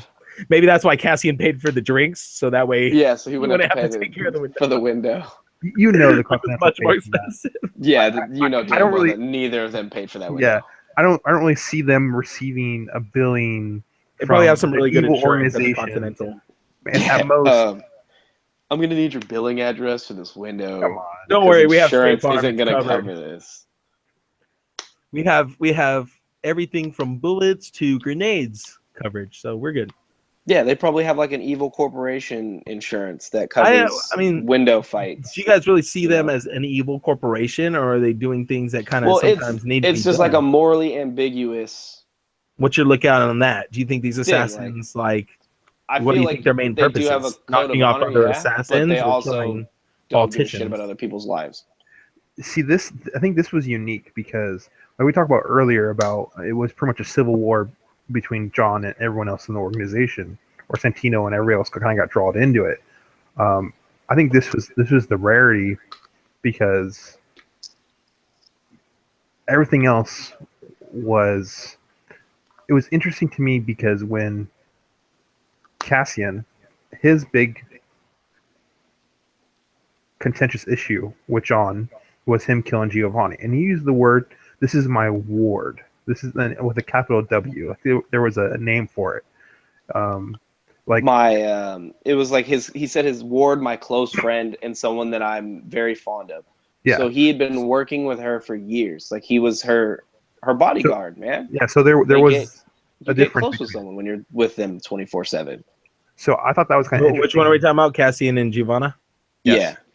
Okay. So I thought that was kind of fascinating because there seems to be this environment where it's not necessarily just assassins, it's people who are willing to be violent, so killers or protectors, and they have a penchant for it, like they have the talent for it, and they might have military background. What do you guys think John Wick's background might be?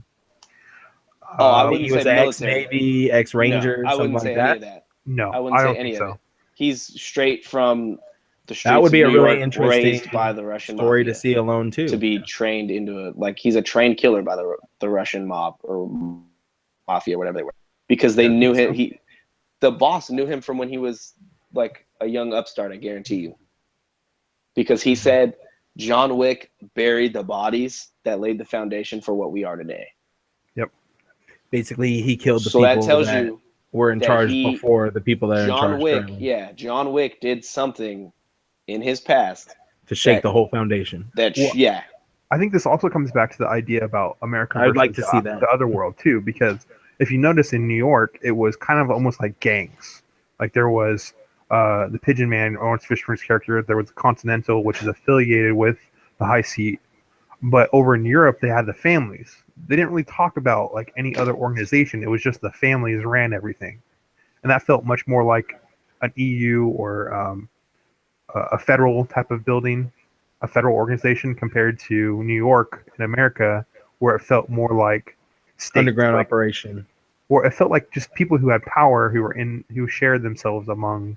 Well, I think it's different too because the Continental, because it was affiliated with the high seats, they had reach outside of the Continental, but their really only concerns were the Continental's business. They want to make sure the Continental is a safe place to conduct business. They're all about money. It was the safe haven. It was more than just like a place to conduct or like about money. Well, that's why it's like a safe haven, though, because if your business isn't safe, no one's gonna do business there. You know, if people can't come together under a roof of business and put their sanctuary, personal issues aside, then it was their. But it was like I said earlier, it was like their temples. They went to. This is probably where they go to get their contracts. This is probably where they go to get their stock. You know, this is where they go to conduct their business. So if there's fighting going on in these places, then you can't conduct business. You know. Yeah. So you don't let fights go down inside of your pizza parlor. You know? It was just a dichotomy between the old world and the new world, for lack of a better word. But definitely Winston was a power in the city. The Birdman, I think it was Lawrence Fishburne's character was a power in the city.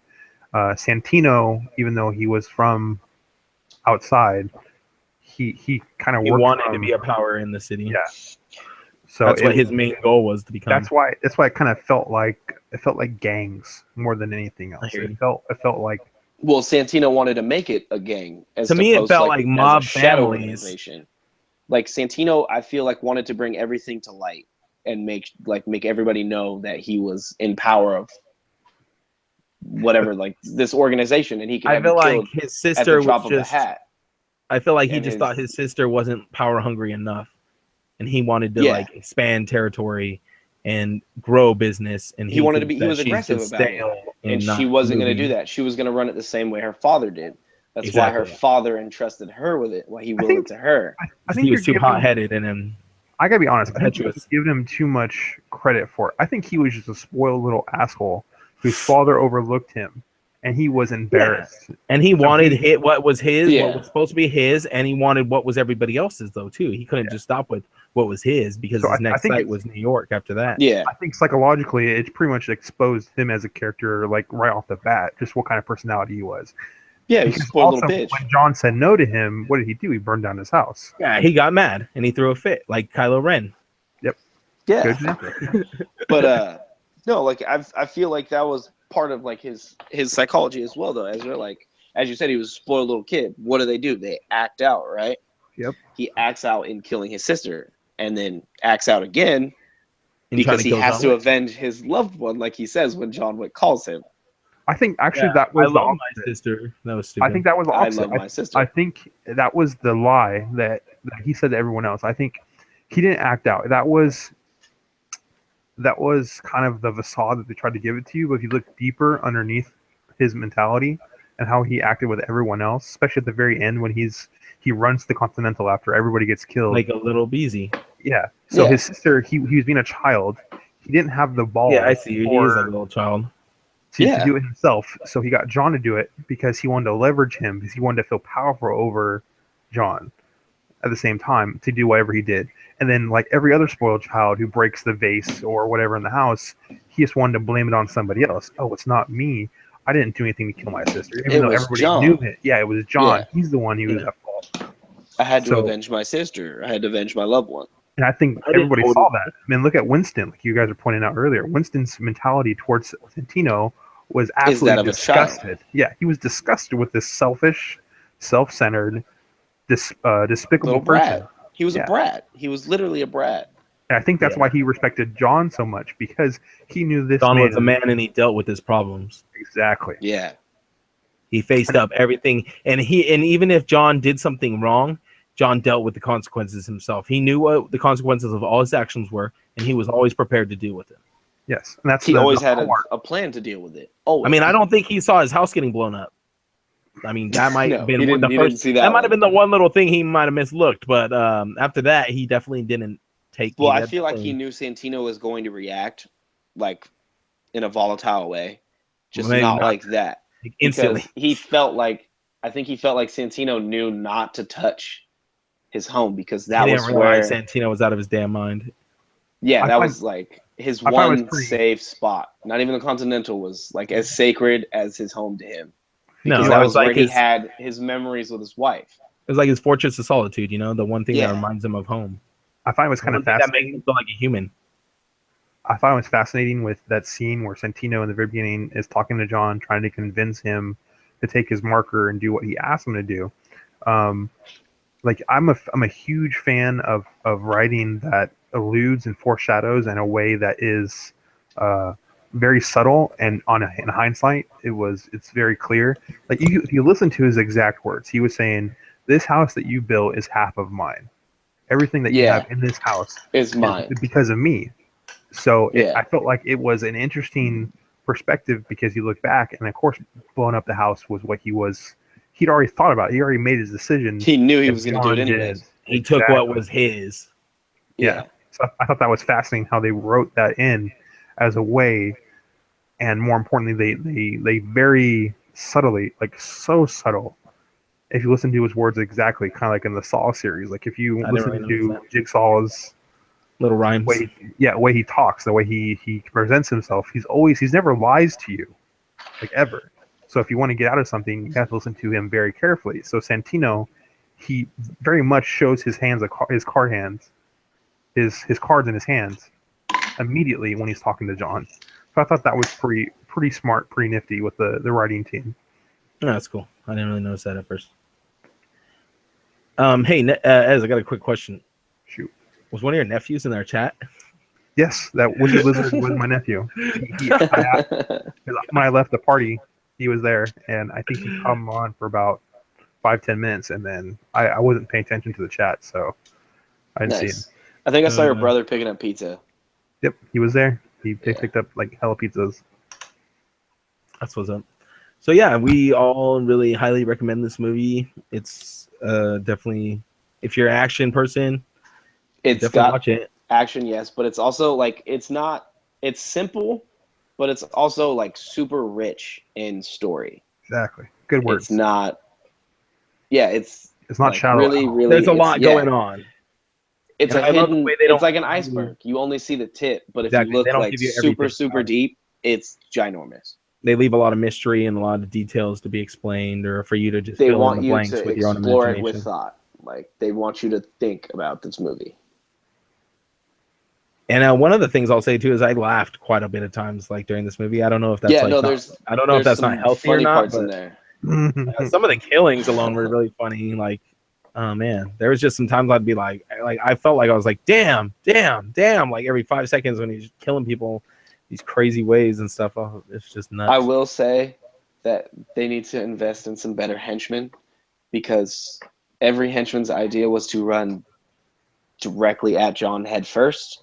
Mm-hmm. And to fire as many rounds as possible in the short amount of time that you have left in your life.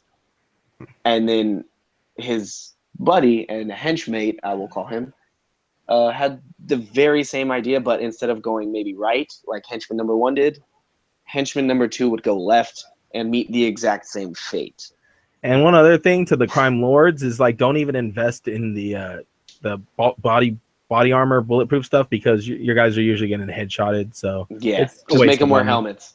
There you go. Helmets actually would be a great idea. I actually felt this movie was a good illustration between the rank and file and specialists.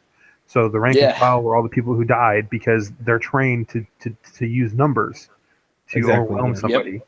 But when you have a specialist who's able to counteract those, he literally divided and conquered every person in that film. But no, Ezra's right. Like the only people who could stand toe to toe with John Wick was like Cassian and Ruby Rose. Pretty much, they were the only 2 people. What was her name in the film? One of you guys said it earlier. What the horrible thing is, she was mute, so she didn't say her name. No, but she was awesome because she was always doing sign language and stuff. It was awesome. I think she was deaf. I don't know about mute because she never flinched at gunshots. But then again, no one ever flinched at the gunshots. Well, what was her name was flinching at Aries. gunshots up there? Aries. Like when you hear it, Never heard you anybody flinch. say Like that. that's just because Yeah, well, never we knew said she it. was deaf. No, well, the thing was, like I said, Oh. no one ever. You couldn't Well, tell obviously, if she was if deaf she's or deaf mute because no one and ever mute, talked if to she's her. deaf and mute, then it wasn't something that happened to her. She was born that way. I think she was just deaf, but with a lot of deaf people, Yeah. they tend They don't like to talk. Exactly. But Well, okay. If you were normal, like growing up, and you didn't have, if you weren't deaf when you grew up, and you were speaking normal, and you learned to speak and read and do all that, then once you go deaf, you would still talk. I feel because you knew how to talk. Remember, this is a movie, so when the writers were doing this, they used graphics to illustrate what she was saying. So if somebody didn't know sign language, they could watch the movie, and then they put literature subtitles on it for them. So I think that was part of the mystique. They wanted to show somebody who wasn't the average normal person. Assassin. Yeah. Well, she also had to be pretty badass because she was deaf or maybe just mute. But like just being not being able to have those two faculties puts you at a disadvantage to most other people. So exactly. But she didn't really. You never felt like she was disadvantaged. You just felt like she knew a different language. One-on-one at the makes very end sense. with Keanu's character with John Wick. He's beating her ass pretty well, but I mean that was kind of sexy, so I don't really feel bad for that. That scene definitely unconfused me. But she was a wildcat. She was definitely so much more energy. John was controlled violence. She was very much like I wouldn't say wild, but there was definitely she used her aggression. She was aggressive. She tries to box you in to where you can't think and make your next move. She used speed where John used simple brutality and he used precision. Technique. Yes, there you go. Yeah. One other thing is you guys brought up earlier the relationship between the guard and the charge that they were protecting. One of the things was her and Santino also. They had a really tight knit relationship like that too. Like at the end, he's gonna take her with him, and she's like, "No, I'll stop him. I gotta fix what I fucked up earlier." But I also feel like Santino did not look at her probably the way Gianna felt about Cassian. Like she probably treated him as an equal and as a friend. But I also kind of felt like Gianna knew what was coming on because she sent Cassian out of the room. I felt like she knew something bad was going to happen at that moment. I don't know. Oh yeah, she had to expect it because her brother's a conniving little backstabbing bastard. I don't think so. I think that was. You don't think she saw it? I think she just wanted her privacy. No, I think this was a moment where she had just finished intimidating the crap out of somebody, and she wanted to freshen up before she went back out to the party. So John just took advantage of the opportunity. Okay. That makes sense too. So I felt that was just like a really. The way she just died so elegantly, it was like she was already ready for death. Like you gotta remember, this is a movie. They wrote it like this for a reason. I know. So I mean, I think it would be a whole different movie if it was. I feel like she was accepted of death because she felt like maybe she should have been dead a while ago. You know, like she should have died a long time ago for the things she's done to get where she was. I think she realized that no matter what, as what her percentage was, maybe she was, like you said earlier, maybe this was the mafia dichotomy compared to the gang dichotomy. Like she went into this life with it, and maybe she wasn't as a special as like John was. Like he was unique, but she was also one of the youngest operators we've seen. Like she's probably in the movie. She's probably around her later 20s, early 30s. Wait, who are we talking about? Giovanna? Oh no, never mind. She's a lot older than that. We're talking about Aries. So. No, Giovanna. I meant that because, like Matt said earlier, we didn't know. Like no one ever said that they were assassins themselves. This felt more like a mafia. I could have sworn she said she did something to somebody or something or some horrible things. No, she was telling the warlord Oconee like. Yeah, she was threatening your territory is now ours. No, but I could have sworn when she was talking to John Wick, she said something else to him. She was alluding to something that he had did before and they had done. I don't know. I could have sworn she said something about like she had been waiting for death because. I think she was her. I think her exact words were, "John, do you feel like you're damned?" And for like the things you've done. Yeah, and then she said, I always felt like I could maybe get away from damnation, but I've come as far as I have and realized that I can never escape it. Like she's done some bad things to deserve to go to hell. Well, that's the thing. She's probably a gun runner. If you look at Mr. Oconee, or her damnation could just mean her death. Well, yeah, she's going to be damned for being a gun runner, putting guns in the hands of people who don't need guns. I think it was. I think it was more and less than that. I think it was, like Matt said. I think this was an organized crime organization. I said that twice. Yeah, it was organized crime. So you don't necessarily have to be. They were very organized. So we're just trying to get that point across. War for everyone, war on everyone, right? Where his lordship, I always forget his freaking name. James Magnum. Yeah, Magnum. Like the only time you really see him, the only time he was ever violent towards people who were adults was when he felt that he had overwhelming numbers on his side. It was always his guards around him, and when they were vulnerable. Yeah, and he controlled people through the numbers. So I felt like she could not necessarily be a murderess. Like she didn't have to be an assassin. I didn't really get that vibe that she was. She had the money to make people do what she wanted. She just had the influence, and her family was influential. Or the power, so, she could easily get Cassian to go kill somebody, or even one of the billion henchmen. Cassian's a specialist, so he probably has henchmen of his own or whatever, you know. Exactly. So I think that was to me that was the inflection in what she was saying. That she had orders people's deaths. She had maneuvered people through life that had caused so much suffering and chaos and death and misery that no matter what she could do, she was going to end up damned because of her choices. So I never really got the feeling that she was an operator. I feel like she was just an influence pedal. Shot caller, basically. Exactly. Yeah. Because of her position, her position, and I thought that was interesting. When she just understood that she could not deal with John, like at that time either. She just understood that no matter what, she was going to be dead, and she needed to have that sense of control. That if she was going to do that, if she was going to die, it was going to be because she decided she was going to die. Not because someone else. Somebody took her life, raped that part of her out of her life. So I think that was the subtext that was with that whole entire tragic scene. All right, I think we've pretty much dissected the movie apart pretty well without spoiling too much for you guys. So let's go ahead and move on to the second movie we watched. You guys kind of partially got through. I watched the whole movie cancer-inducing. Yeah, it was Halloween. You can find it on Netflix if you dare. It's more like a challenge. We're challenging you to watch it if you can't, if you can take it. It's not a challenge. It's more like sit through this and you'll get cancer. Yeah. Anyway, so I watched it. I don't think I have cancer, but I'll wait till the results come back from the doctor. You. So let's go ahead and set the premise of this movie, since we're not going to talk about it for too long. We're going to wrap things up here.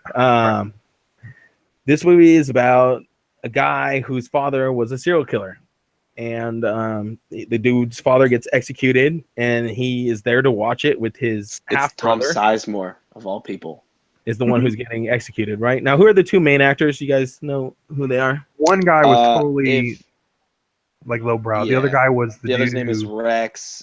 Something from Scary Movie. Like 3, 4, 4.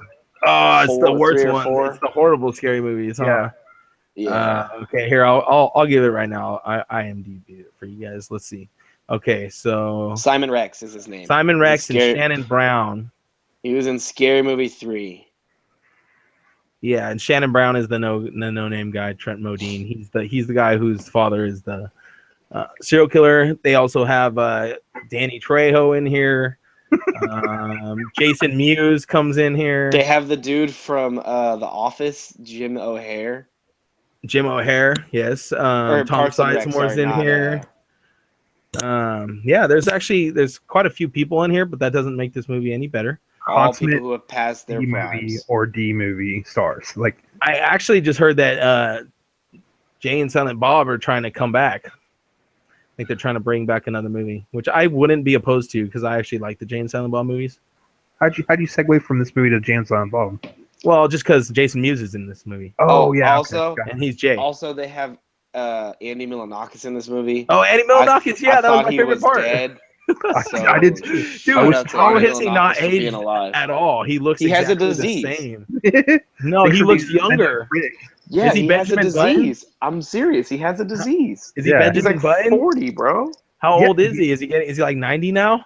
He's like 40 something years old. He's looking younger. Yeah, he was born in '76, bro. He's 41. He looks like he's 14. Dude, he has a physical disease. This is not. We're not messing with you. Literally, you insensitive prick. Damn it! I thought he was just like the Jonah Hill of movies. No, he's like 41. Bad movies. Damn, that's crazy. Would you expect him to hit like 50 years old and all of a sudden he's just like an old person?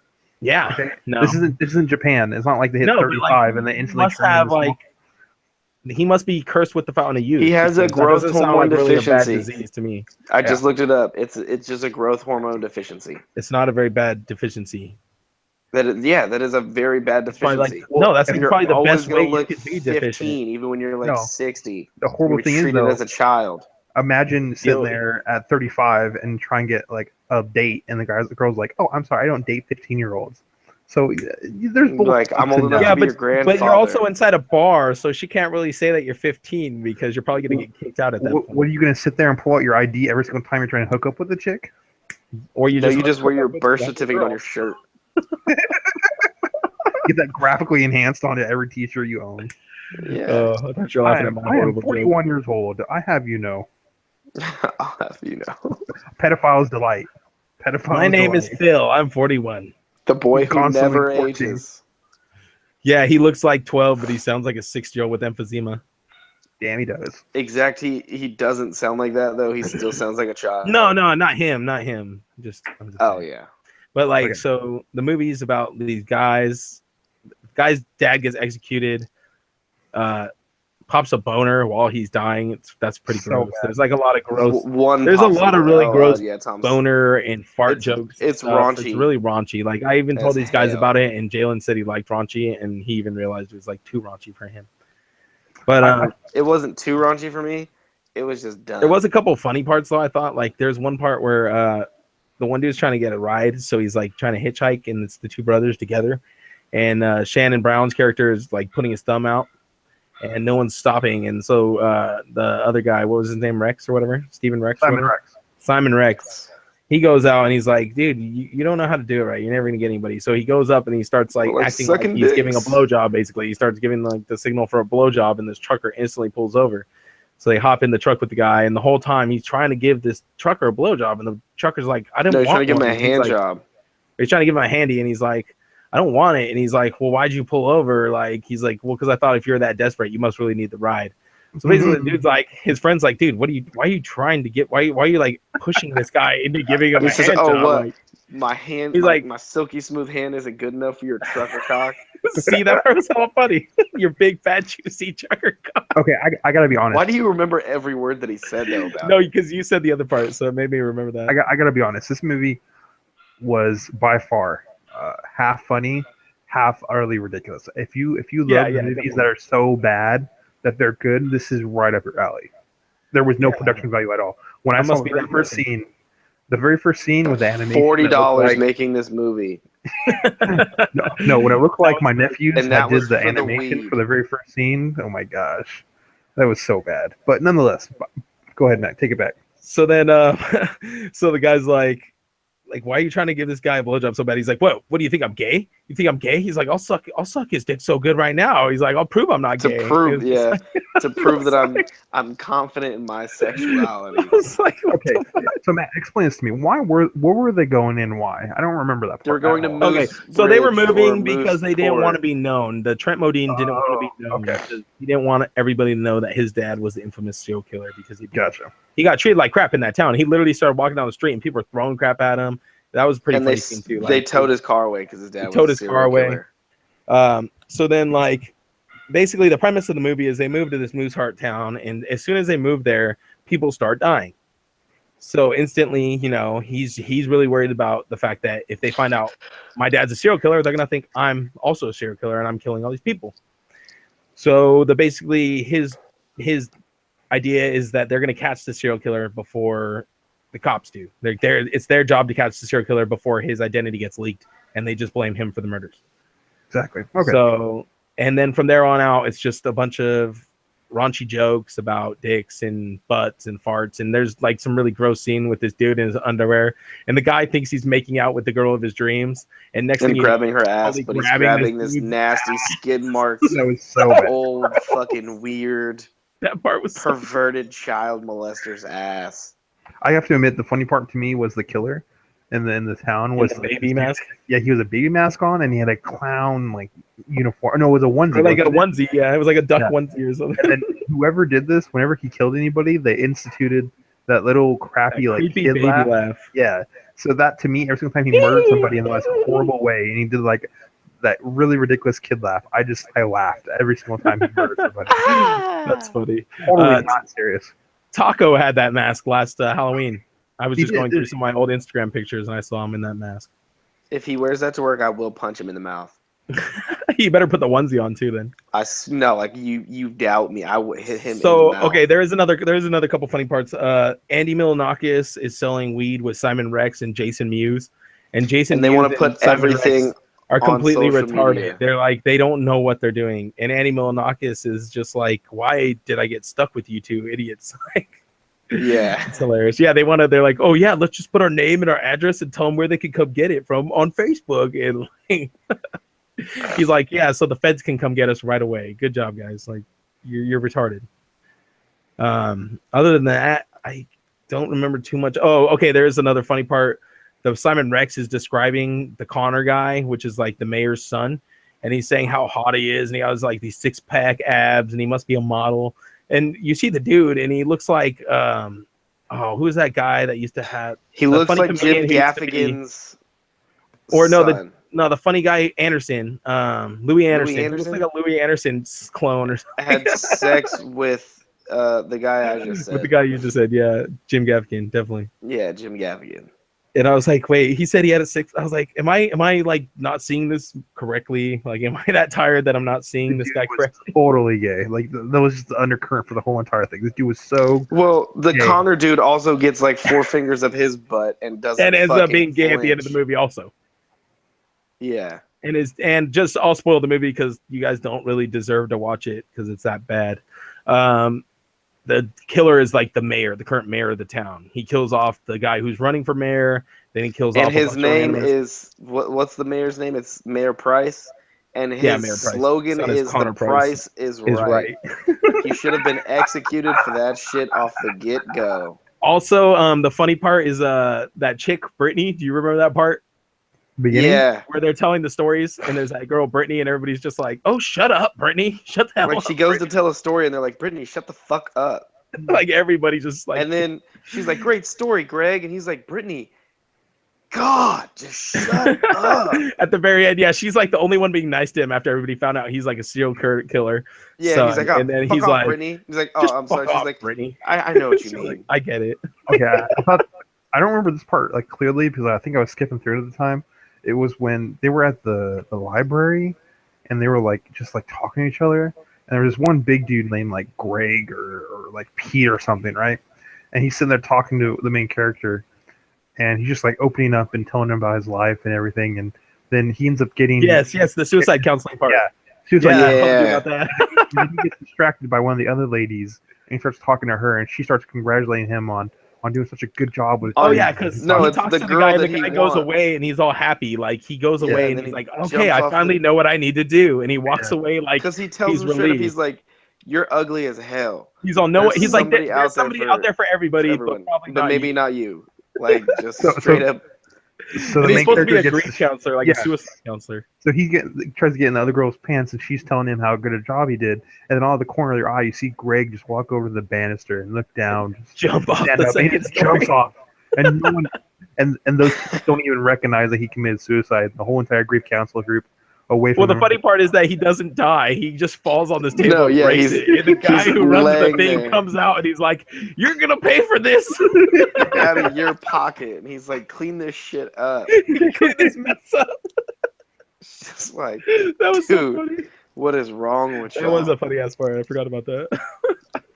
Classic. So yeah, there is some funny, worthwhile parts, but overall the movie is really raunchy. So you're gonna have to sit through some really gross dick parts and stuff. Like they're really gross. Like I can't You don't see any dicks though, so that's okay. No, there's no real dicks. It's just like straight dicks poking through underwear. It's disgusting. It's bad. Like that was the worst part for me, was that stuff. Okay. The worst part was everything. All right.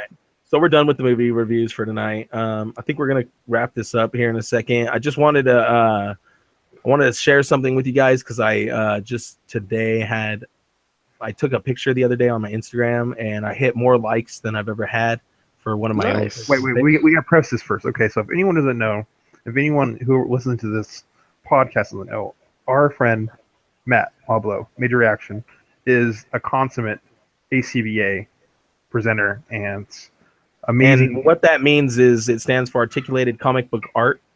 Yes. And it's basically art that we do with action figures and toys. So we take our action figures, we pose them up, we try to create lifelike scenes that make them look like they're in the setting that you would imagine them in, like comic book settings and stuff. And then we try to do pictures and videos. I was recently in a video tournament. I just got knocked out. I found out I got knocked out like the day before it was due. Damn. But I finished my entry. You guys can check that out on my YouTube, Major Reaction. Look me up. I'll put the link in the video. Even if you're not go ahead, say what you're gonna say. Even if you're not into the scene, it's definitely fun for the artistry. If you're a fan of comic books, if you're a fan of action figures, it's definitely a fun new take, or at least not new, but definitely a different take on the art and the genre. So check it out. So I'm gonna go ahead and screen share my shot that got a lot of love, and it's funny because this shot. Can you guys see it already? Yep. This shot is I recently got these Mezco Toys 112 Collective figures. They're all like miniature Hot Toys, basically. They have realistic fabrics, and they incorporate mixed media goods into one action figure. So whereas most action figures are made of just straight plastic, these ones incorporate different fabrics and things like that. So right here is a picture of Daredevil. I literally set him on a table, like a little WWE table prop right in front of a scene setup that I was doing for my ACBA World Tournament entry. As you can see in the back left corner, that's Groot wearing a bathrobe. Well, it's not a bathrobe, but it's like something from a WWE character, and you can kind of see Gamora's face right there and Drax behind him. So I literally took this picture in the middle of another setup. So this wasn't even a picture I was trying to, like, this wasn't an ACBA picture. It was just a picture to show the Mezco Daredevil, and this got more likes than any picture I've gotten on my own personal profile than before.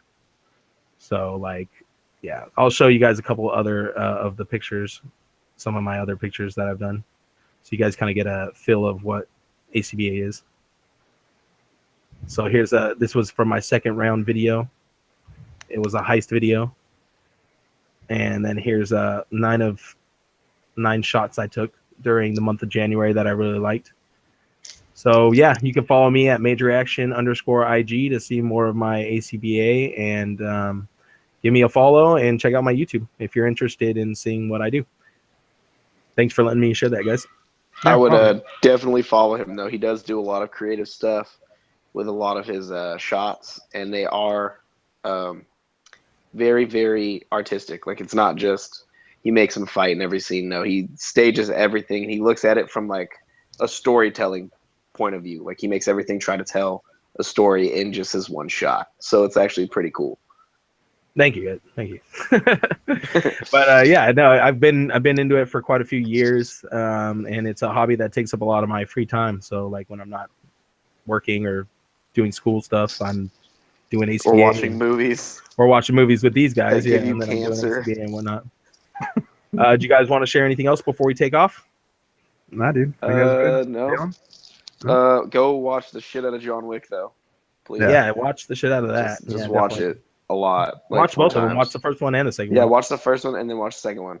But you definitely don't need to watch the first one to watch the second one. So don't let that stop you. Yep. What movie are we going to be doing next week? Ooh. Good point. Let me look it up. Yep. Let's see what we got coming on. I know we got. I just saw the newest trailer for Ghost in the Shell. They showed the antagonist a lot more. Nice. It looks amazing, man. It looks really, really good. I'm really psyched about that movie. I would say that our format would be like one shared movie, and then one movie of choice from one of the three of us. So like how Yeah, you did and Halloween. once we start getting some suggestions or something, that'd be nice too, guys. Yeah, so how you did Halloween, Ezra can pick one next week or whatever, and then I'll be the week after that, and we'll just continue in that fashion or something like that. By the way, I didn't pick that movie because it was a great movie. I picked it because it was on Netflix and we could all easily access it. It wasn't top choice. We'll pick things that are easily accessible. So let that determine what you think about me, although I do have a raunchy sense of humor sometimes. All right, so this is actually going to be a very dry 2 weeks. Yeah. Because this week the big openers are either the Great Wall or Fist Fight, which I don't want to see either of them. No. Yeah, we're going to skip out that, but we'll probably no, Samurai Jack starts in 2 weeks too. You know, maybe we'll watch something and we'll come up and talk about something or other. The next thing that looks good is March 3rd, and that's going to be Logan. Logan, yes. Stoked for that. Yeah. I'm sorry if last time you guys I made it seem like I wasn't excited for it. I am excited to see the movie because X-23 looks like a badass, and I just want to see like either a solid end to this franchise and a possible new beginning, or just a decent movie out of this franchise. Really, like I feel like it's going to be doing good the last couple movies. I really want to see another good hit for sure. Yeah, if we do find anything on like any movies that aren't in theaters, they will be like super accessible where we'll give you the link, or you'll be able to find it on YouTube or like Netflix or Hulu or Vudu or any like video streaming sources that are easily accessible to everyone. Yep. Yeah, and I'll be putting up all those links in a little bit once I get back from running errands. So those links will be up on the YouTube video after it's posted on our channel, Nerds for Everything. Sure, guys. All right, thanks for watching, everybody. Right. Please rate, comment, subscribe, tell your friends. What? Week 2, yep. done. Week 2, done. Good job, guys. Yeah, it's in the books. Just all right. like Chapter 2. Yep, Chapter 2, John Wick. Appropriate. Don't get a vasectomy from John Wick. Whatever you're doing, do not a good operation. Be a henchman that has to go after John Wick. Don't steal nobody's cars. Don't kill nobody's dogs. Those are two big. Yeah, don't blow up anybody's house. Yeah, don't blow up anybody's house, especially not your own. They will shoot the shit out of you. Yeah, they will shoot the shit out of you. Because then you have nobody to blame but yourself if you blow your own house up. Yeah. All right, guys. All right. Good night.